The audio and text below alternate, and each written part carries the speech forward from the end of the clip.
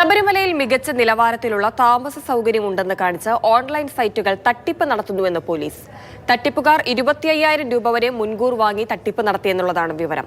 തീർത്ഥാടന കാലത്ത് മാതൃഭൂമി ന്യൂസ് നൽകിയ വാർത്തയെ തുടർന്നാണ് പോലീസ് ഈ വിഷയത്തിൽ അന്വേഷണം തുടങ്ങിയത്.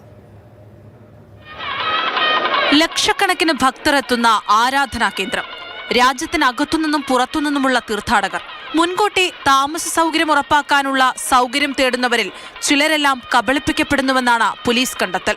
തിരുവിതാംകൂർ ദേവസ്വം ബോർഡിന്റെ ഓൺലൈൻ സൈറ്റ് എന്ന് തെറ്റിദ്ധരിപ്പിക്കുന്ന പേര്, സ്പാ, കുട്ടികൾക്കുള്ള കളിസ്ഥലം, മൗണ്ടെയിൻ സൈറ്റ് സീയിങ് തുടങ്ങിയ സൗകര്യങ്ങളുള്ളതായി അവകാശപ്പെട്ടാണ് ഭക്തരിൽ നിന്നും വൻ തുക മുൻകൂട്ടി സ്വീകരിക്കുന്നത്.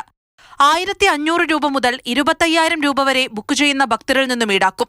ശബരിമലയിലെത്തി മുറി അന്വേഷിക്കുമ്പോൾ മാത്രമാണ് തട്ടിപ്പ് ബോധ്യപ്പെടുകയെന്ന് പോലീസ് വാർത്താക്കുറിപ്പിൽ പറയുന്നു.